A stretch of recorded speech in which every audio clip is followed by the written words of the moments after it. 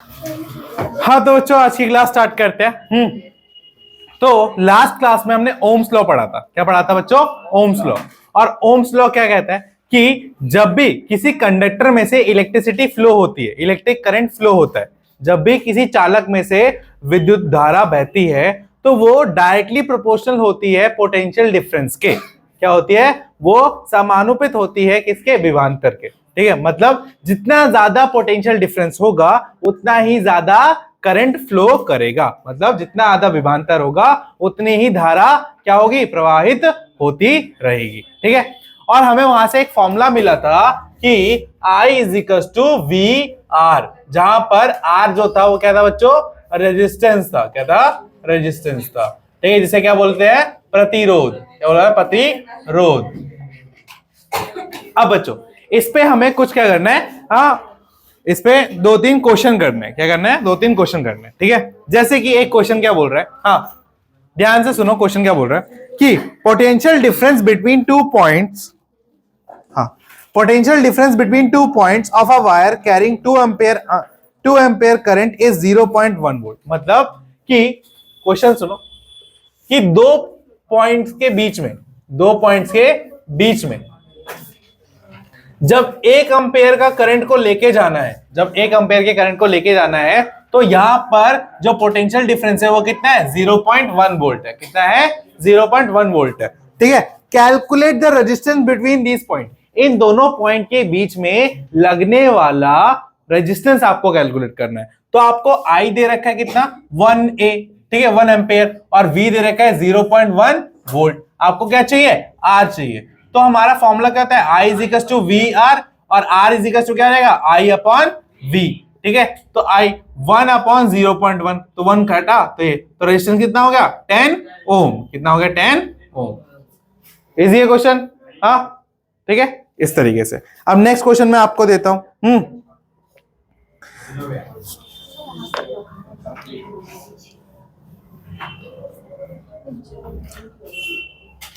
अब देखो बच्चों, नेक्स्ट क्वेश्चन में क्या बोला गया है, ध्यान से समझना। ठीक है, आपको करना है। हाँ, कि बोला गया है कि एक 24 वोल्ट की बैटरी है। कितने वोल्ट की बैटरी है? 24 वोल्ट की। ठीक है, तो वोल्टेज मतलब V बता दिया कितना है? 24 वोल्ट। ठीक है, अब बोला है, और इसमें जो रजिस्टर लगा हुआ है वो 60 ओम का है। इसमें जो रजिस्टर लगा हुआ है कितना है? 60 ओम। मतलब रेजिस्टेंस दे रखा है कितना? 60 ohm. 60 ohm. What will be the current in the circuit? ठीक है, और बताओ the resistance of the connecting wire is negligible. मतलब कि इस इन दोनों की वजह से एक सर्किट बनाया गया है। क्या बनाया गया है? सर्किट बनाया गया है। अब उस सर्किट में कितना करंट फ्लो करेगा ये हमें बताना है। तो बताओ कितना करंट फ्लो करेगा? 1440। ठीक है, तो I इज इक्वल टू क्या होता है बच्चों? V R. ठीक है, V कितना है? 24 इंटू में 60, तो 24 टू कैरी, तो कितना आएगा एम्पेयर? 1440 एम्पेयर। ठीक है, 1440 एम्पेयर आएगा। क्लियर है? कोई डाउट इसमें? एक मिनट। हाँ हाँ आया, क्या हुआ? हाँ, I is equal to V R नहीं है, तो V is equal to I R. अच्छा, ओके। अच्छा, कल से मैंने वो पढ़ा है क्या? ओके, ठीक है बच्चों। फॉर्मूला जो है वो क्या है? R is equal to V upon I है, ये लगाना है। I is equal to V, मतलब V इज इक्वल टू क्या है बच्चों? IR है। क्या? V is equal to IR है। ठीक है, ये थोड़ा हो जाता है। मतलब देखो, एक्चुअली वो डायरेक्टली प्रोपोर्शनल V बोलते हैं ना, तो डायरेक्टली प्रोपोर्शनल हटाते हैं तो वहां पे R लग जाता है।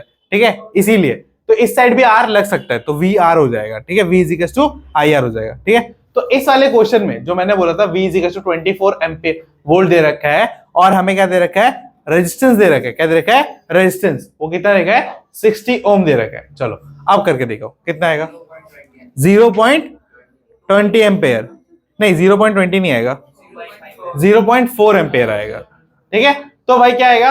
हाँ, यहाँ पे देखो, I इज इक्वल टू क्या आएगा? V अपॉन R हो जाएगा। I इज इक्वल टू क्या रहेगा? V अपॉन R हो जाएगा। और तो ये वाला भी गलत है, फिर हमारा ये वाला भी ठीक कर लेना। हाँ, तो I इज इक्वल टू क्या रहेगा? हाँ, V कितना है? 24, और ये कितना है? 60। ठीक है, तो क्या रहेगा I is equal to 0.4 ampere. ठीक है, तो ये वाला फॉर्मूला थोड़ा एक बार गलत लिख दिया था मैंने यहाँ पे, वैसे यहाँ पे क्या होगा V is equal to I R, कोई बात नहीं, बता देना चाहिए गलत लिख दिया था तो। हाँ, V is equal to I R होता है। ठीक है, अब यहां से अगर कैलकुलेट करें तो V हमें दे रखा है, हाँ, तो R निकालना है, तो V क्या रहेगा, R is equal to V upon I हो जाएगा। तो V कितना है 0.1 अपॉन ये कितना है 1, तो पॉइंट हटा 0, तो R इज इक्वल टू कितना रहेगा 1 अपॉन 10, तो रेजिस्टेंस कितना हो गया भाई 0.1 ओम। ठीक है ना, नहीं कोई बात नहीं, ठीक है, क्लियर है इतना, कोई डाउट इसमें, पक्का। चलिए अब नेक्स्ट, अब अगले वाले में गलती मत करना, चलो मैं ही गलती कर रहा था। हाँ, अब देखो बोल रहा है एक इलेक्ट्रिक आयरन है, मतलब एक स्त्री है, स्त्री, ठीक है, प्रेस, ठीक है, प्रेस प्रेस, ठीक है। हाँ, तो जो इलेक्ट्रिक आयरन है, ठीक है, उसमें वो क्या करता है 3.4 एम्पेयर का करंट लेता है। कितना लेता है 3.4 एम्पेयर का, तो करंट कितना देखा मैं 3.4 एम्पेयर का करंट ड्रॉ करता है। ठीक है, from a 220 volt supply line, और किस से लेता है वो, सप्लाई लाइन कितनी है 220 वोल्ट की, मतलब घर से ही है ना, घर पे लगाते हैं जब आयरन, तो कितना लेता है वो 3.4 एम्पेयर लेता है। ठीक है, और उसके वो कितने वोल्ट से लेता है 220 वोल्ट से लेता है। ठीक है, तो बोल रहा है कि व्हाट करंट, हाँ ध्यान सुनो, what current will the electric iron draw when it is connected to 110 volt, मतलब अगर हमारा जो वोल्टेज है वो 220 से लेके कम हो जाए, वो 110 हो जाए, तो कितना करंट वो ड्रॉ करेगा। तो सबसे पहले इसके लिए आप क्या करोगे, ये जो डाटा दे रखा है इससे आप क्या फाइंड आउट करोगे आर, और आर तो क्या रहेगा सेम रहेगा, आर क्या रहेगा सेम, आयरन का आर क्या रहेगा सेम, और उसी आर की मदद से क्या करना, आप इस वोल्ट से करंट निकालो। क्या आर कितना है, नहीं आर इतना नहीं आएगा भाई, 12.9 आ रहा है, नहीं 64.9 आ रहा है, 64.7। तो देखो बच्चों, क्वेश्चन समझ में आया क्या बोला, हाँ, बोला है कि जो प्रेस है, ठीक है, उसको पहले हमने 220 वोल्ट के उससे जोड़ रखा था, किससे जोड़ रखा था 220 वोल्ट के लाइन से जोड़ रखा था, तो वो कितना करंट निकाल रहा था वहां से 3.4 एम्पेयर का। ठीक है, अब बोला कि मैंने उसको 220 वाले से निकाल के अब 110 वाले में लगा दिया, कितने में लगा दिया 110 वाले में, तो अब बताओ वो कितना करंट लेगा, अब बताओ वो कितना करंट लेगा। तो करंट निकालने के लिए हमें क्या चाहिए, रेजिस्टेंस चाहिए ना, क्या चाहिए रेजिस्टेंस चाहिए, तो रेजिस्टेंस कहां से मिलेगा, यहां से मिल जाएगा, और इस रेजिस्टेंस का यूज करके हम यहाँ पे क्या निकाल देंगे, करंट निकाल देंगे। ठीक है, तो देखो बच्चों क्या हो जाएगा, V is equal to I R होता है, और R इज इक्वल टू क्या होता है V अपॉन आई होता है, तो R क्या रहेगा भाई हमारा, V हमारा 220 वोल्ट है और ये 3.4 है, हाँ, तो 0 हटा, तो R इज इक्वल टू कितना आएगा 2200 अपॉन में 34।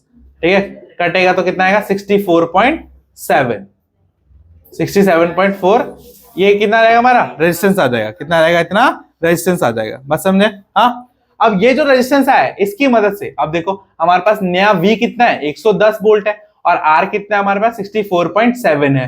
हाँ, हमें I पता करना है, क्या पता करना है I, तो V is equal to I R होता है, और I इज इक्वल टू क्या आएगा V अपॉन R होगा, तो I is equal to V कितना है बच्चों 110 वोल्ट है, ठीक है, और R कितना है 64.7 है, तो इसको सॉल्व करेंगे तो हमारा क्या 1100 अपॉन में 647, और डिवाइड करेंगे तो I कितना आ जाएगा हमारे पास 1.7 एम्पेयर आ जाएगा। बस समझ में कोई डाउट, तो इस टाइप का क्वेश्चन स्टार मार्क कर लो, ये पूछा जाता है पेपर में, इस टाइप का क्वेश्चन। ठीक है, अब वो प्रेस की जगह पे कभी क्या लगवा देगा कि मिक्सर है, ठीक है, ओवन है, ये लगा देगा, और फिर ऐसा क्वेश्चन पूछ लेगा। बस समझ में, हाँ, चलिए अब बात करते हैं नेक्स्ट टॉपिक की, यहां तक समझ में आ गया, हाँ, क्योंकि आई और IVR वाले क्वेश्चन जो होते हैं वो कई बार पूछे जाते हैं, ठीक है, इसलिए करवा दिए। समझ में, बस फॉर्मूला सही लिखना, मेरी तरह गलती मत करना, हाँ, नहीं तो गड़बड़ हो जाएगी। क्या हुआ, पंखा चला दो, पीछे वाला चला लो फिर।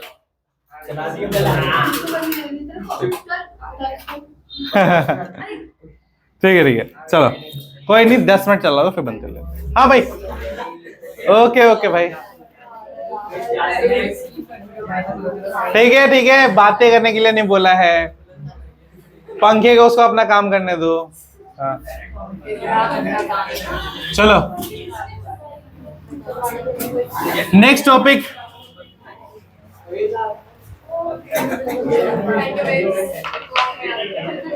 हाँ नेक्स्ट टॉपिक। अब किसी भी कंडक्टर के अंदर जो रेजिस्टेंस लगा होता है, हाँ, वो किन फैक्टर्स पे डिपेंड करता है, वो किन फैक्टर्स पे डिपेंड करता है। इस पे कभी कभी डायरेक्ट क्वेश्चन पूछा जाता है कि on which factor resistance depends, ठीक है, कि कौन कौन से फैक्टर्स है जिसपे रेजिस्टेंस जो होता है डिपेंड करता है, ठीक है। तो वो लिखो, factor affecting the resistance of a conductor.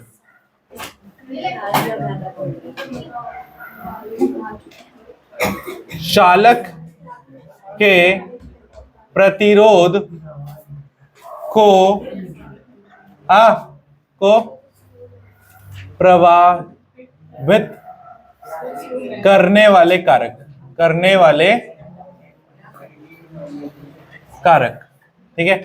तो सबसे पहले एक एक पॉइंट पे डिस्कस करेंगे, ठीक है। सबसे पहले कि लेंथ ऑफ द कंडक्टर, सबसे पहले लेंथ ऑफ द कंडक्टर, ठीक है, चालक की लंबाई। आइए बताइए, देखो जितना ज्यादा वायर लंबा होगा उतना ही ज्यादा उसका क्या होगा, रेजिस्टेंस होगा, है ना। मान लो छोटे वायर जो है उसका रेजिस्टेंस कम है, बट वही छोटी वायर जब बहुत बड़ी वायर होगी तो उसका रेजिस्टेंस क्या होगा, हाँ, बहुत ज्यादा हो जाएगा। क्योंकि देखो मेटल में रेजिस्टेंस कम होता है, बट इतना कम नहीं होता कि जब उसको बहुत ज्यादा मात्रा में ले ले तो वो उसमें मतलब उसमें रेजिस्टेंस एकदम खत्म हो जाए, ऐसा तो होता नहीं है, ठीक है। मेटल में क्या होता है, रेजिस्टेंस होता है थोड़ा बहुत, और जब उसको बहुत ज्यादा मात्रा में ले और बहुत लंबे दूरी तक ले तो उसमें क्या होता है, रेजिस्टेंस क्या होता है, बढ़ जाता है। तो लेंथ जो होती है वो एक इंपॉर्टेंट फैक्टर होती है। अगर लेंथ बढ़ेगा तो रेजिस्टेंस भी क्या होगा, बढ़ेगा। इसीलिए जब ट्रांसमिशन होता है, तुम्हें पता है हमारे देश में बिजली बहुत बनती है, बट बिजली को जब हम पावर प्लांट से अपने घरों तक ट्रांसपोर्ट कराते हैं तो बड़े बड़े उसमें आते हैं, टावर्स में आते हैं, देखा है ना आपने, इसको बोलते हैं ग्रिड। क्या बोलते हैं, ग्रिड। इस ग्रिड में आते हैं, और इस ग्रिड में आते टाइम हमारे यहाँ पर जो वेस्टेज होती है 20% वेस्टेज होती है, मतलब 80% ही जो करंट बनता है वो हमारे घरों तक आ पाता है, 20% आने के रास्ते में ही खत्म हो जाता है। क्या होता है, क्यों होता है खत्म, क्योंकि रेजिस्टेंस, है ना। क्योंकि देखो बहुत दूर दूर से, अब देखो हम किसी प्लांट को शहर के बीच में तो लगा नहीं सकते, क्योंकि उस प्लांट में से गैसेस निकलती है, जिसकी वजह से वैसे ही दिल्ली गैस चेंबर बना हुआ है, ठीक है, और गैस चेंबर बन जाएगा, है ना। फिर तो पूरे साल की छुट्टी देनी पड़ेगी, ठीक है। अरे दिल्ली में पहले 2-3 पावर प्लांट थे, सब बंद करवा दिए। दिल्ली में पहले 2-3 पावर प्लांट थे जहां पे बिजली बनती थी, बट इस पॉल्यूशन को देखते हुए उनको पहले 2-3 साल पहले बंद करवा दिए, ठीक है। क्योंकि जब देखो हमारे यहाँ पर आज भी जो इलेक्ट्रिसिटी बनाई जाती है वो कैसे बनाई जाती है, हाँ, कोयले को जला के, है ना। कोयला जब जलता है तो उसके ऊपर पानी गर्म होता है, और उस पानी गर्म होने से स्टीम बनती है, और उस स्टीम से हम टरबाइन को घुमाते हैं। क्या घुमाते हैं, टरबाइन को। और टरबाइन जब घूमता है तो उससे क्या बनती है, इलेक्ट्रिसिटी बनती है। तो यही प्रोसेस होता है, इसी को बोलते हैं थर्मल पावर प्लांट। क्या बोलते हैं, थर्मल पावर प्लांट। बात समझ में? तो जब कोयला जलेगा तो मुझे बताओ, ठीक है, कि कैसी गैस निकलेगी, ऑक्सीजन निकलेगा, कार्बन डाइऑक्साइड निकलेगा, कार्बन डाइऑक्साइड निकलेगा। तो उसकी वजह से क्या होगा, बहुत ज्यादा स्मोक प्रोड्यूस होगा, बहुत ज्यादा पॉल्यूशन होगा, ठीक है। तो इसीलिए इनको क्या होता है, इनको दूर दूर बनाया जाता है, और ऐसे जगह पर बनाया जाता है जहां पर लोग कम रहते हैं। क्या रहते हैं, लोग कम रहते हैं, ताकि पॉल्यूशन से ज्यादा प्रॉब्लम ना हो, ठीक है। बस समझ में? तो सबसे पहला रीजन समझ में आ गया, जो अफेक्ट करता है वो क्या है, चालक की लंबाई, ठीक है। जितना बड़ा कंडक्टर होगा उतना ज्यादा क्या होगा, रेजिस्टेंस होगा। कितना होगा, रेजिस्टेंस। अब दूसरा बच्चों, area of cross section. Area of cross section, area of cross section, ठीक है, तार की मोटाई या क्षेत्रफल लिखो, तार का क्षेत्रफल। अब समझो, अगर तार ज्यादा मोटा होगा, ठीक है, तो उसके अंदर जो रेजिस्टेंस होगा वो क्या होगा, ज्यादा होगा। ठीक है, एज कंपेयर टू जो पतले तार होते हैं, जो हमारे घरों में जो तार लगे होते हैं बहुत पतले होते हैं, ठीक है, तो उनमें रेजिस्टेंस भी होता है, बहुत कम होता है। बट जो तुम देखते हो टावर में लगे होते हैं, कितने मोटे तार होते हैं ना वो, तो उनमें क्या होता है, रेजिस्टेंस बहुत ज्यादा होता है। क्या होता है, रेजिस्टेंस बहुत ज्यादा होता है। ठीक है, तो एरिया ऑफ क्रॉस सेक्शन भी अगर बढ़ेगा तो उसकी वजह से क्या होगा, यह रेजिस्टेंस भी क्या होगा, इंक्रीज होगा। क्या होगा, इंक्रीज होगा। नेक्स्ट बच्चों, nature of the material, nature of material, nature of, ठीक है,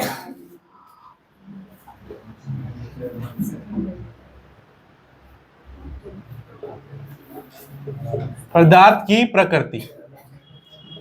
अब जो हमारा कंडक्टर बना है, जो हमारी तार बनी है, वो किस मेटल से बनी है ना। हर मेटल की अपनी अपनी रेजिस्टिविटी होती है। अगर हमने किसी ज्यादा रेजिस्टिविटी वाले मेटल से अगर वायर बनाएंगे तो उसमें रेजिस्टेंस क्या होगा, ज्यादा होगा या कम होगा, ज्यादा होगा, है ना।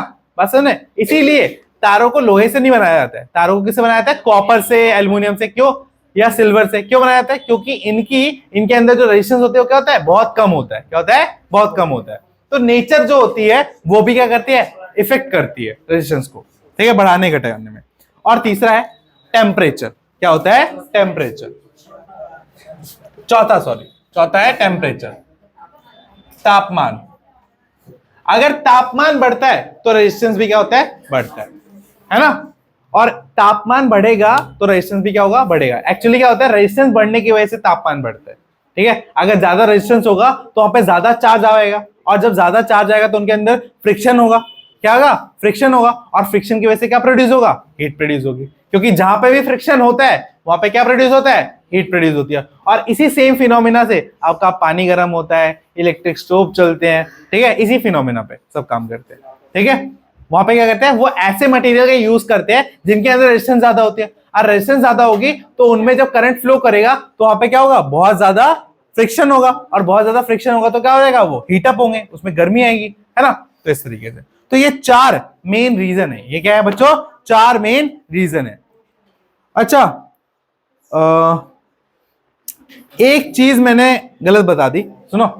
वो क्या है कि जो हमारा एरिया ऑफ क्रॉस सेक्शन है ना, उसके बारे में, ठीक है, हर किसी में ये प्रोपोर्शनल होता है। ठीक है, नेचर, टेम्परेचर, सब में। हाँ, बस एरिया ऑफ क्रॉस सेक्शन में क्या होता है, वन इनवर्सली प्रोपोर्शनल होता है। मतलब इसका मतलब ये है कि जितना पतला तार होगा उसमें उतना ज्यादा रेजिस्टेंस होगा। ये होगा, मैंने गलत बोल दिया था कि जितना पतला तार होगा उसमें ज्यादा रेजिस्टेंस होगा, जितना मोटा तार होगा उसमें रेजिस्टेंस क्या होगा, कम होगा। ठीक है, इसके पीछे रीजन क्या है कि जो मोटा तार होगा उसमें जो पार्टिकल्स होंगे वो क्या होंगे, दूर दूर होंगे। ठीक है, तो करंट को पास होने के लिए ज्यादा जगह मिलेगी। ठीक है, इसीलिए वहां पे रेजिस्टेंस क्या होगा, कम होगा। हाँ, अब इस पे क्वेश्चन कैसे पूछा जाएगा वो सुनो।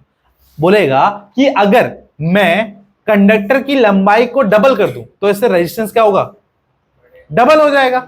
और अगर मैं क्रॉस सेक्शन को डबल करता हूं तो रेजिस्टेंस, मेरा करंट क्या हो जाएगा, क्या हो जाएगा, हाफ हो जाएगा, है ना, क्योंकि इनवर्सली प्रोपोर्शनल है। इनवर्सली प्रोपोर्शनल का मतलब क्या है, एक चीज को बढ़ाएंगे तो दूसरा चीज क्या हो जाएगा, कम हो जाएगा। बस समझ में आ गए। तो ये वाला पॉइंट थोड़ा ध्यान रखना कि इसमें क्या होता है, जो करंट होता है क्या है, इनवर्सली प्रोपोर्शनल होता है। ठीक है, मतलब मोटे तार में कम रेजिस्टेंस होगा, पतले तार में ज्यादा रेजिस्टेंस होगा। थोड़ा गलत बोल दिया था मैंने, हाँ, समझ में आ गया। और वो क्वेश्चन ऐसे पूछेगा, वो डायरेक्टली इफेक्ट इन पे नहीं पूछेगा, डायरेक्टली इन पे नहीं पूछेगा। वो पूछेगा कि अगर मैं डबल कर दूंगा तो रेजिस्टेंस पे क्या फर्क पड़ेगा, है ना, या करंट पे क्या फर्क पड़ेगा, ये सब पूछेगा वो। क्लियर है, हाँ, ठीक है। अब बात करते हैं रेजिस्टिविटी की। अब रेजिस्टिविटी एक अलग चीज होती है, रेजिस्टेंस एक अलग चीज होती है। ठीक है, रेजिस्टिविटी और रेजिस्टेंस दोनों अलग अलग चीजें होती हैं। ठीक है, रेजिस्टिविटी लिखो, रेजिस्टिविटी। हाँ, हिंदी में इसको क्या बोलते हैं, मेरे को बुक दिखाना एक बार। हाँ,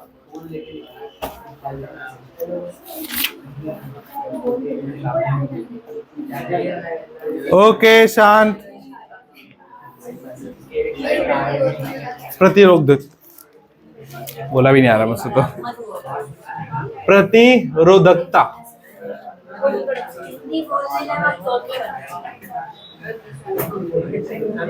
क्या करें, जितना आता है उससे काम चलाना पड़ेगा। हाँ देखो भाई, हाँ रेजिस्टिविटी क्या है? रेजिस्टिविटी, रेजिस्टिविटी को बोलते हैं प्रतिरोधकता, ठीक है। इसका मतलब क्या होता है बच्चों? देखो हमने अभी ये सारे फैक्टर पढ़े, ये सारे फैक्टर पढ़े ना, इन सारे फैक्टर को जब हम एक साथ जोड़ देते हैं, क्या करते हैं? जोड़ देते हैं, तो हमें एक्चुअल में रेजिस्टेंस का फॉर्मूला मिलता है। क्या मिलता है? रेजिस्टेंस का फॉर्मूला मिलता है। देखो मैंने क्या बोला कि मेरा जो करंट होता है वो डायरेक्टली प्रोपोर्शनल होता है किसके? करंट किसके डायरेक्टली प्रोपोर्शनल होता है? लंबाई के। किसके होता है? लंबाई के, ठीक है। या आप करंट भी बोल सकते हो उसको। सुनो, इसको रेजिस्टेंस बोलो। क्या बोलो? रेजिस्टेंस। करंट नहीं बोलो, रेजिस्टेंस बोलो इसको, ठीक है। तो अगर सुनो, मैं बार बार रेजिस्टेंस ही बोल रहा हूं, वहां पर वो लिख दिया करंट। देखो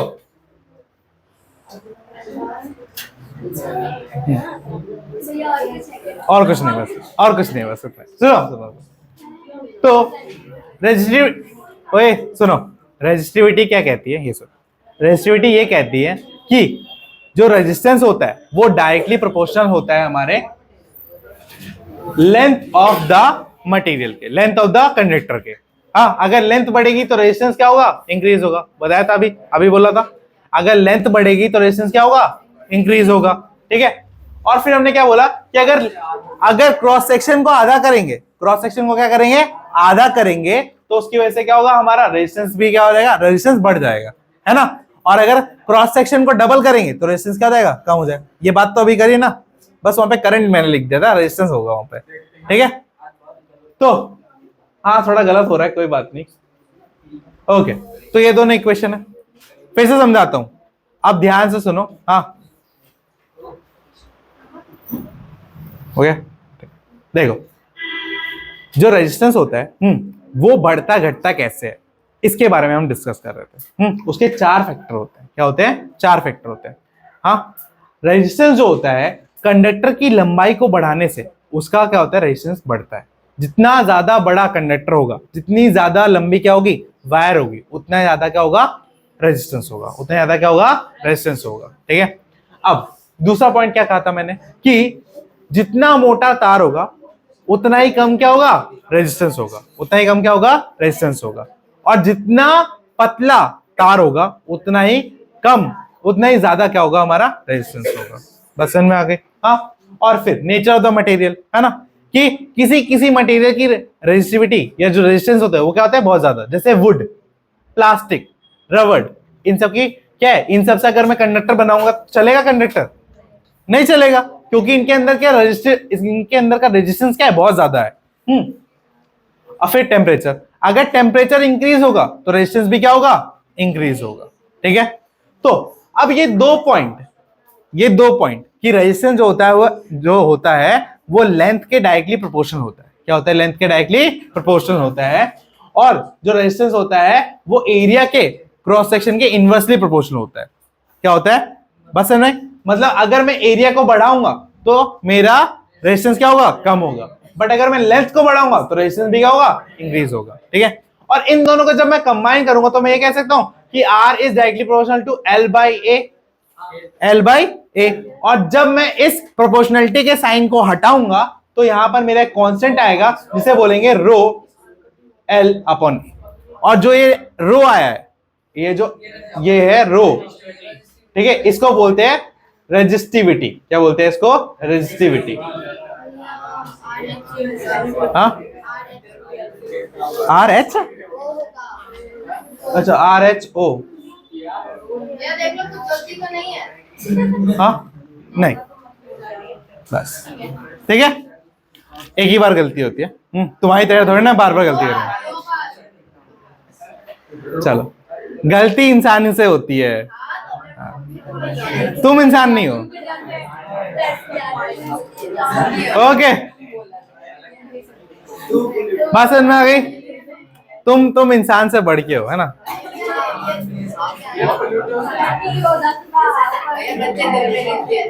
क्या बोल रहे हो?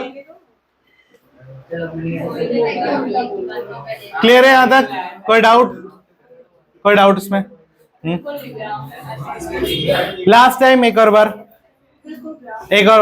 अब पेन कॉपी थोड़ा रख दो और थोड़ा मुंह बंद कर लो, तो एक बार में मैं खत्म कर दूंगा, एक बार में, ठीक है? शांत रहो।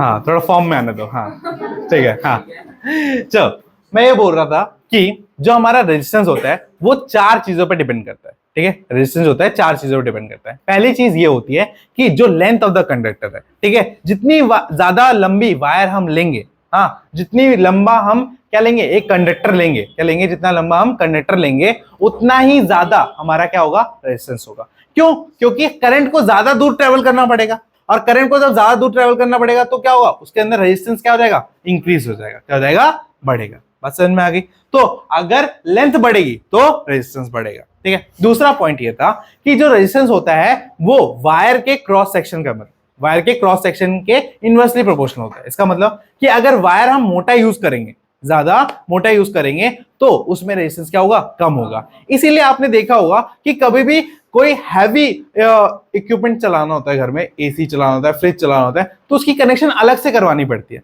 और उसकी जो कनेक्शन होती है मोटे वायर्स के साथ होती है, ठीक है? क्योंकि पतले वायर्स जो होते हैं वो हैंडल नहीं कर पाते हैं इतना ज्यादा, क्योंकि पतले वायर में रेजिस्टेंस क्या होता है, बहुत ज्यादा होता है, ठीक है? और जबकि इन इक्विपमेंट्स जो ये हम घरों में यूज करते हैं, एसी, फ्रिज, इनको बहुत ज्यादा करंट की जरूरत होती है, बहुत ज्यादा करंट की जरूरत होती है। तो इनके लिए हम ऐसे वायर यूज करते हैं जिसमें जो कि जिनका क्रॉस सेक्शन क्या होता है, थोड़ा बड़ा होता है, और जब क्रॉस सेक्शन बड़ा होगा तो उसकी वजह से रेजिस्टेंस क्या होगा, कम होगा, ठीक है? हमने भी हाल फिलहाल में एसी लगाया था, तो उन्होंने वायरिंग अलग से डाली है, ठीक है? और वो वायरिंग नॉर्मल वायरिंग से ज्यादा मोटी है, 2.5 mm की वायरिंग है, ठीक है? जबकि नॉर्मल घरों में 1.5 mm या 1 mm की लगती है, ठीक है?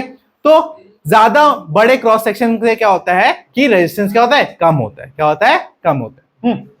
तीसरा पॉइंट कि जो जिस चीज से हम एक कंडक्टर को बना रहे हैं, जिस चीज से हम एक कंडक्टर को बना रहे हैं, उसका अगर रेजिस्टेंस ज्यादा होगा, उससे अगर रेजिस्टेंस ज्यादा होगा तो ऑटोमेटिकली उसके अंदर जितना बड़ा हम लेते हैं तो बढ़ता ही जाएगा रेजिस्टेंस। क्या हो जाएगा, बढ़ता जाएगा। हाँ, तो अगर हम सही मटेरियल का यूज करें, क्या बनाने के लिए, कंडक्टर बनाने के लिए, वायर्स बनाने के लिए, हाँ, ऐसी चीजें बनाने के लिए, तो इससे क्या होगा, हमारा रेजिस्टेंस क्या रहेगा, कंट्रोल में रहेगा, कम रहेगा, है ना? अगर मैं बताऊं कि मैं घरों की वायरिंग वुड से करने लगूं तो घर में कुछ चलेगा क्या, नहीं चलेगा ना। हाँ, बोले इको फ्रेंडली बन रहा है बट लाइट तो आ ही नहीं रही, है ना? तो इसीलिए हमें ऐसे मटेरियल को यूज करना पड़ेगा, नहीं तो हर कोई मेटल की वायर लगा देता, मेटल सस्ता मिलता है, लोहा जो होता है ना, हाँ ठीक है? अब लोहा जो होता है सस्ता तो है, लोहा जो सस्ता तो है, बट उसके अंदर रेजिस्टेंस क्या होता है, ज्यादा होता है। इसीलिए जो भी वायरिंग होती है घरों में वो किसकी होती है, कॉपर होती है। किसकी होती है, कॉपर वायरिंग होती है, ठीक है? क्योंकि कॉपर में सबसे कम क्या होता है, रेजिस्टेंस होता है, सबसे कम क्या होता है, रेजिस्टेंस होता है। लास्ट पॉइंट ये है टेम्परेचर। अगर टेम्परेचर बढ़ता है तो उसकी वजह से रेजिस्टेंस बढ़ता है, और आप उल्टा भी कह सकते हो कि रेजिस्टेंस के बढ़ने से टेम्परेचर बढ़ता है, रेजिस्टेंस के बढ़ने से टेम्परेचर बढ़ता है। बस नहीं, हम मान लो एक गली है, एक गली है, हाँ, तो गली है, गली एकदम खाली है, तो गाड़ी एकदम सही सही जाएंगी, है ना, कोई रोक टोक नहीं। बट वही गली अगर भरी हुई है, वही गली अगर भरी हुई है तो गाड़ी कैसे आएगी, धीरे धीरे धीरे धीरे क्रॉस करेगी, है ना? और ऐसा हो सकता है कि साइड में भीड़ भीड़ जाए, अगर ज्यादा जाम हो, ठीक है? अगर ज्यादा जाम हो तो क्या होता है, गाड़ी वहां पे भीड़ भी सकती है। तो जब मैं क्या कह रहा हूं, अगर रेजिस्टेंस ज्यादा है, रेजिस्टेंस ज्यादा होने का मतलब क्या है कि गली भरी हुई है, रेजिस्टेंस क्या है, ज्यादा होने का मतलब क्या है कि गली भरी हुई है, और अगर गली भरी हुई है तो उसमें से करंट क्या होगा, कम पास होगा। हाँ, अब ये जो गली भरने के जो कारण है वो क्या है, ये है कि गली लंबी हो सकती है, ठीक है, गली चौड़ी हो सकती है या कम हो सकती है, पतली हो सकती है। अब देखो, गली अगर पतली होगी तो उसमें क्या होगा, ज्यादा जाम लगेगा ना, और अगर गली जगह चौड़ी होगी तो उसमें क्या लगेगा, कम जाम लगेगा। कम जाम लगेगा तो उसमें रेजिस्टेंस क्या होगा, कम होगा ना।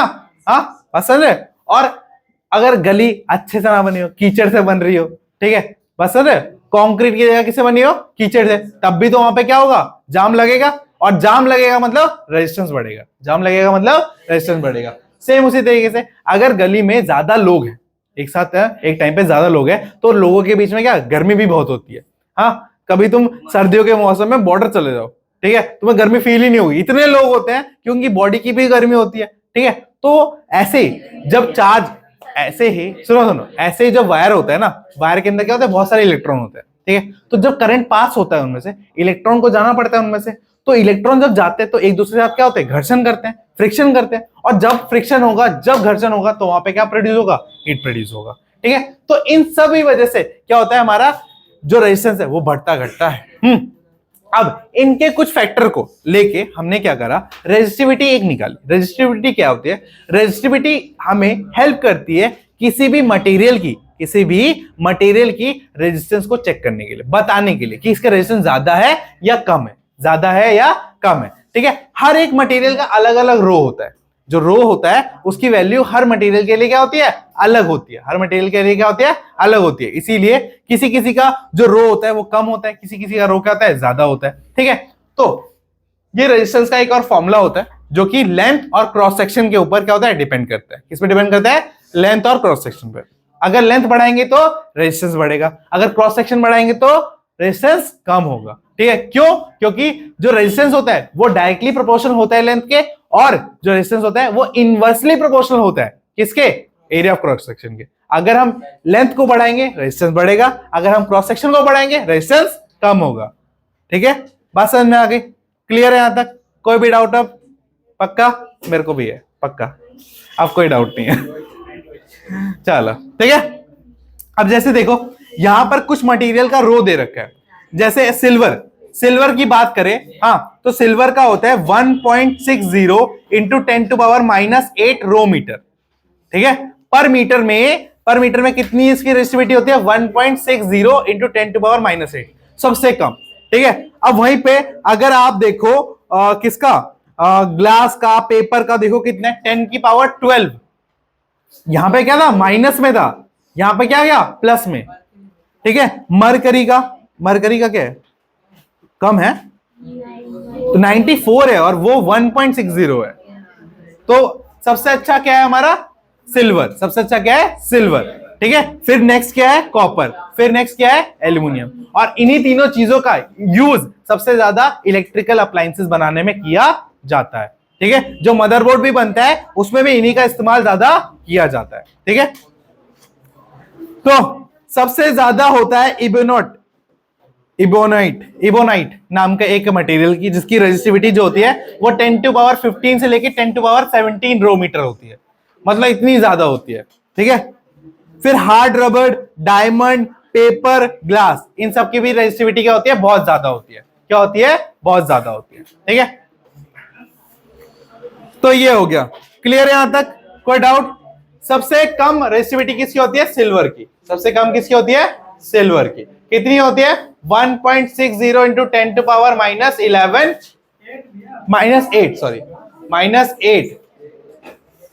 ओम मीटर। क्लियर है, मतलब 1 मीटर में बस इतनी ही रेजिस्टिविटी होती है उसकी। ठीक है, तो सबसे बेस्ट मटेरियल क्या है इलेक्ट्रिकल अप्लायंस के लिए, सिल्वर। ठीक है, बट सिल्वर बहुत ज्यादा महंगा, इसीलिए क्या यूज करते हैं, कॉपर। ठीक है,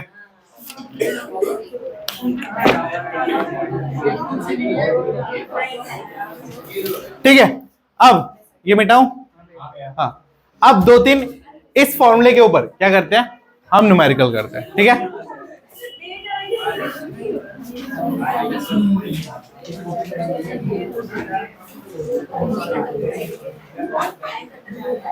क्या हो गया, गर्मी लग रही है, गेट खोल दो।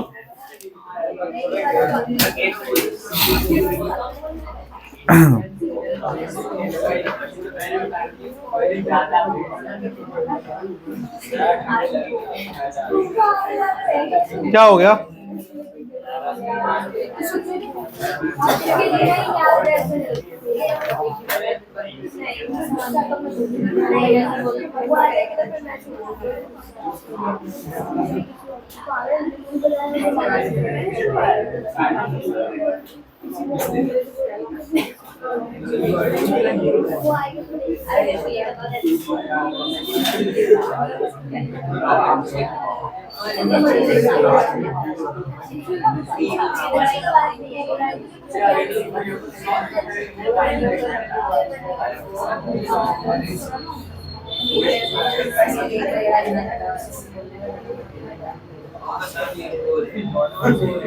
ठीक है भाई, तो ये क्वेश्चन देखो, और मुझे लग रहा है ये क्वेश्चन आ सकता है।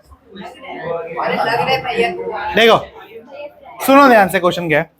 एक 6 ओम ठीक है रेजिस्टेंस वाला वायर है, ठीक है, एक वायर है जिसका रेजिस्टेंस कितना है 6 ओम है, ठीक है। अब क्वेश्चन में क्या है, बस छोटे छोटे क्वेश्चन बड़े पसंद आते हैं सीबीएसई को देने के लिए, कि उसने बोला है कि एक वायर है, उसकी लंबाई एल है, मान लो क्या है एल लंबाई है, ठीक है, उसके अंदर रेजिस्टेंस कितना है 6 ओम है। अब बोल रहे हैं उसने वायर को डबल कर दिया, क्या कर दिया, वायर को डबल, मतलब फोल्ड करके डबल बना दिया, फोल्ड करके क्या कर दिया, डबल, ठीक है। तो अब उसका जो नया रेजिस्टेंस होगा वो कितना है फाइंड आउट करो, ठीक है। पहले एल था, एल क्या हो गया, डबल हो गया, ठीक है, एल मतलब फोल्ड कर दिया, तो एल क्या हो जाएगा, L/2। अरे फोल्ड करेंगे तो आधा होगा ना, तो L/2 हो जाएगा, बस नहीं, क्लियर है, कोई डाउट इसमें? हाँ, और जब मैं वायर को मोड़ूंगा, समझो, जब मैं वायर को मोड़ूंगा तो एल तो आधा होगा, बट क्या बढ़ेगा साथ में, area of cross section, area क्या हो जाएगा बच्चों, 2a, क्या हो जाएगा 2a, ठीक है। तो पहले आपको R is equal to rho L upon A दे रखा है, ठीक है, और ये दे रखा है 6 रो, ठीक है, 6 ये दे रखा है। हाँ, ये नॉर्मल वायर का है, क्या है, नॉर्मल वायर का, जब उसकी लंबाई कितनी थी, L थी, तब इसका है, ठीक है। अब उसके नए केस में जो रेजिस्टेंस बनेगा वो कितना बनेगा भाई, रो तो सेम ही रहेगा, रो तो सेम ही रहेगा ना, रो पे कोई फर्क पड़ेगा क्या मटेरियल के, नहीं, वो तो सेम रहेगा, बस लेंथ क्या हो जाएगा L/2 और A क्या हो जाएगा 2a, A क्या हो जाएगा 2a, बात समझ में आ गई। हाँ, तो अब यहां से R क्या हो जाएगा हमारा, बताओ, रो L अपॉन में 4a। हाँ, अब ये इक्वेशन नंबर 1 और ये इक्वेशन नंबर 2, दोनों को क्या कर दो, डिवाइड, दोनों को क्या कर दो, डिवाइड, 2 से इसको डिवाइड कर दो, तो R/6 क्या हो जाएगा, रो L/4a divide by row L/a। तो मुझे बताओ, रो L/a कैंसिल आउट हो गया, तो क्या बचा भाई, हाँ, R/6 इज इक्वल टू 4/1, ये बचा, हाँ नहीं 1/4 बचेगा भाई, 4 नीचे आ जाएगा, 4 नीचे आ जाएगा, 1/4 बचेगा, क्या बचेगा, 1/4 बचेगा, ठीक है। तो इससे क्या हो जाएगा, R इज इक्वल टू 6/4 और R इज इक्वल टू कितना है 1.5 ओम, तो नया रेजिस्टेंस क्या होगा, इतना होगा, ठीक है।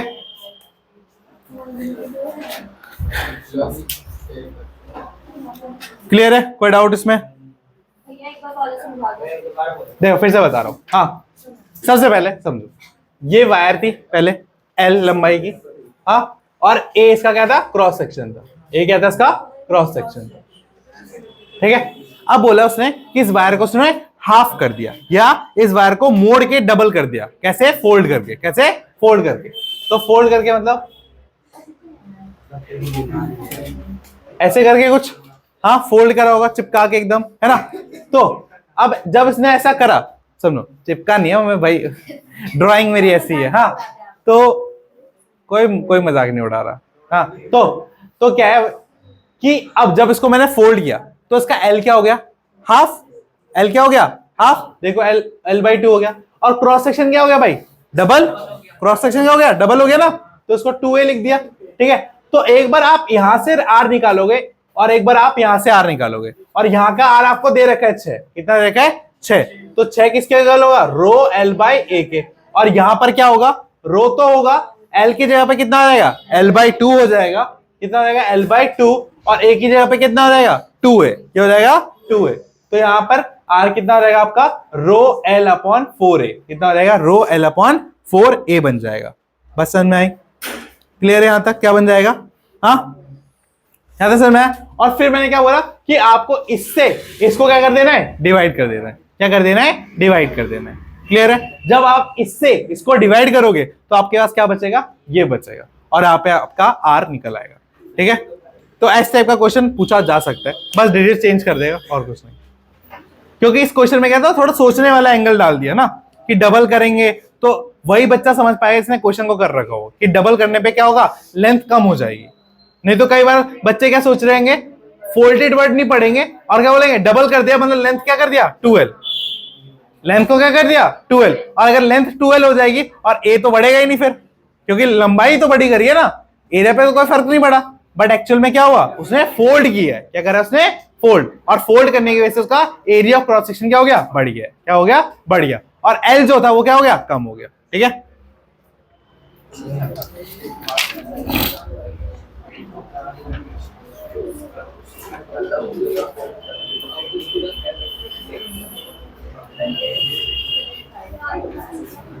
चलो एक क्वेश्चन और दू। क्वेश्चन ये है कि किस तरीके से एक वायर का रेजिस्टेंस चेंज होगा, वो आपको बताना है चेक करके एकदम। ठीक है, कि किस तरीके से रेजिस्टेंस जो होगा वो चेंज होगा। हाँ, पहले केस में जब मैं लेंथ को ट्रिपल कर रहा हूं, एल को क्या कर रहा हूं, 3L कर रहा हूं, और सेकेंड केस में मैं क्या कर रहा हूं, जो ए है उसको डायमीटर को क्या कर रहा हूं, ट्रिपल कर रहा हूं। बताओ किस तरीके से फर्क पड़ेगा। एरिया ऑफ क्रॉस सेक्शन में ट्रिपल कर रहा हूं, तो बताओ क्या फर्क पड़ेगा, निकालो। 1.5 ओम हो जाएगा फिर सेकंड वाले में, ये हाफ हो जाएगा। निकाल के देखो, ऐसे नहीं, इसमें आपके दो रेजिस्टेंस निकलेंगे। दो रेजिस्टेंस का मतलब क्या है कि एक तो नॉर्मल वायर के लिए निकलेगा, हाँ, फिर आपने एक एल और ए के लिए निकलेगा अलग अलग। ठीक है, फिर एक 3L के निकलेगा और फिर 3A के लिए। ठीक है, मतलब समझो, पहले ये वायर थी, हाँ, इतनी थी, ये वायर थी। ठीक है, इस वायर को मैंने क्या करा, लंबा कर दिया। ठीक है, और बड़ा कर दिया। ठीक है, but area of cross section को मैंने छुआ नहीं है, पहले केस की बात कर रहा हूं। तो पहले एल था और उसको मैंने बढ़ा के क्या कर दिया, क्या कर दिया, 3L कर दिया। तो 3L वाले में कितना रेजिस्टेंस होगा वो मुझे कंपेयर करके बताना है। तो पहले आप यहां का रेजिस्टेंस निकालोगे और फिर यहां का रेजिस्टेंस निकालोगे और दोनों को डिवाइड कर दोगे तो आपको पता चल जाएगा। हाँ, मान लो इसका रेजिस्टेंस R है, इसका R डैश है, कितना है, R डैश। ठीक है, तो पहले वाले केस को मैं करके दिखाता हूं, दूसरा वाला आप कर लेना। ठीक है, तो पहले वाले के लिए क्या आएगा, रो एल अपॉन में ए, पहले वाले वायर के लिए, और R डैश कितना आएगा बच्चों हमारा, रो 3L अपॉन में ए, क्योंकि हमने लेंथ को क्या कर दिया, ट्रिपल कर दिया। क्रॉस सेक्शन को कुछ नहीं करा अभी पहले पार्ट में। ठीक है, अब इससे इसको डिवाइड कर दो, तो R डैश अपॉन में R इज इक्वल टू क्या आएगा, रो 3L अपॉन में ए अपॉन में रो L अपॉन में ए। तो ए से ए खत्म, रो L से रो L खत्म, तो R dash upon R is equal to 3/1। क्या बचा, 3/1, 3/1 बचा। हाँ, अब यहां से R dash is equal to क्या हो गया, 3R। मतलब जो नए वायर का रेजिस्टेंस होगा वो पुरानी वायर के 3 गुना होगा। क्या होगा, 3 गुना होगा। इस तरीके से क्वेश्चन करना है। बस समझ में आई, कोई डाउट इसमें। हाँ, कि अगर हम लेंथ को 3 गुना से बढ़ा रहे हैं तो रेजिस्टेंस भी क्या हो रहा है, 3 गुना से बढ़ रहा है। बस समझ में आ गई। चलो अब सेकेंड वाला पार्ट आप करके दिखाओ मेरे को, कि अगर मैं एरिया ऑफ क्रॉस सेक्शन को 3 गुना से बढ़ा रहा हूं तो उस पर क्या फर्क पड़ेगा, क्या फर्क पड़ेगा। बस आप क्या करोगे, बस ए को चेंज करोगे, है ना, क्या करोगे, ए को चेंज करोगे। करके दिखाओ। ये नोट डाउन कर लिया था ना।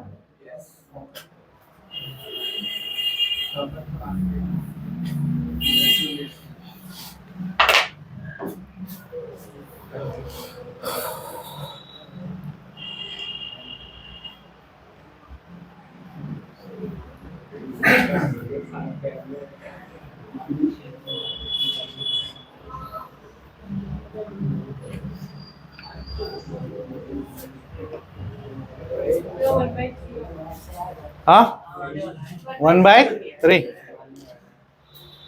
हाँ, 3R dash is equal to R, मतलब कि R dash is equal to R/3, है ना। कि अगर हम एरिया को 3 गुना से बढ़ाएंगे, मतलब एरिया ऑफ क्रॉस सेक्शन को 3 गुना से बढ़ाएंगे तो रेजिस्टेंस क्या होगा, 3 से कम हो जाएगा। बस समझ में आई। तो भाई देखो, सेकंड वाले केस के लिए R क्या हो जाएगा, R तो सेम रहेगा, रो L/A। ठीक है, बट जो R डैश होगा वो क्या हो जाएगा, रो L/3A हो जाएगा। अब R डैश से जब R को डिवाइड करोगे तो क्या आएगा, रो L अपॉन में 3A अपॉन में रो L अपॉन में A। तो A से A कैंसिल, रो L से रो L कैंसिल, तो R dash upon R is equal to 1/3, 1/3। तो R dash is equal to R/3। तो जब आप एरिया ऑफ क्रॉस सेक्शन को 3 गुना से बढ़ाओगे तो आपका रेजिस्टेंस क्या हो जाएगा, 3 गुना से कम हो जाएगा। ठीक है, हाँ 1/a भाई 3 कहाँ गया? वो ऐसे क्या सोच ठीक है, चलो एक ऐसे क्वेश्चन। हाँ अब बताओ, अगर मैं डायमीटर को हाफ कर देता हूं, मतलब एरिया ऑफ क्रॉस सेक्शन को हाफ कर देता हूं, तो उसकी वजह से रेजिस्टेंस पे क्या इफेक्ट पड़ेगा बताओ। नेक्स्ट केस बना लो, चलो थर्ड केस क्या है कि एरिया ऑफ क्रॉस सेक्शन को मैंने क्या कर दिया, हाफ कर दिया। क्या कर दिया? हाफ कर दिया। तो उसकी वजह से रेजिस्टेंस पे क्या फर्क पड़ेगा बताओ। क्या पंखा? ओ भाई बंद कर दो यार। अब गेट खुला हुआ है, गेट खुला है अंदर, गेट खुला है। ओए हे पढ़ लो।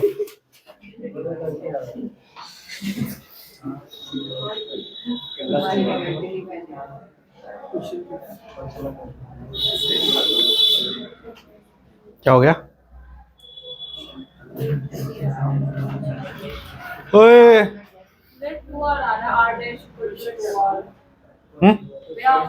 क्या क्वेश्चन ये है कि a को a/2 कर दिया है? हाँ 2r, मतलब जो हमारा रेजिस्टेंस है वो क्या हो जाएगा, 2 गुना हो जाएगा।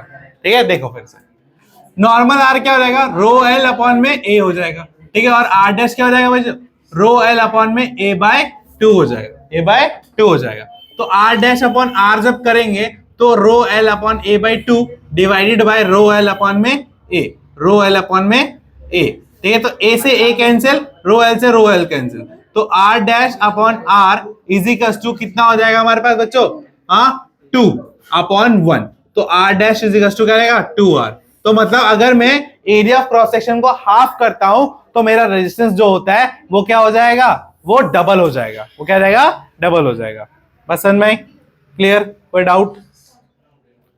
तो आज के टॉपिक में कोई डाउट? आई नो मैंने थोड़ा कंफ्यूजन बढ़ा दिया, बट अब ठीक है, सब क्लियर हो गया? ठीक है, तो भाई आज के लिए यहीं खत्म करते हैं। हाँ नेक्स्ट क्लास में सुनो, ओए बैठो। हाँ नेक्स्ट क्लास में हम करेंगे रेजिस्टेंस और कॉम्बिनेशन ऑफ रेजिस्टेंस के बारे में। ठीक है, जहां पे हम पढ़ेंगे अगर रेजिस्टेंस को हम सीरीज में लगाते हैं तो क्या होता है, पैरेलल में लगाते हैं तो क्या होता है। ठीक है, 2 केसेस हैं और 2 इंपॉर्टेंट केसेस हैं। ठीक है, उसके बाद एक और टॉपिक है हमारा हीटिंग इफेक्ट और एक पावर है। 3 टॉपिक बचे हैं, वो खत्म हो जाएगा नेक्स्ट क्लास तक। ठीक है, नेक्स्ट 2 क्लास में हो जाएगा आई थिंक, तो कल ही कर दूंगा अगर टाइम मिला तो। तो आज के लिए यहीं खत्म करते हैं, टाटा बाय बाय।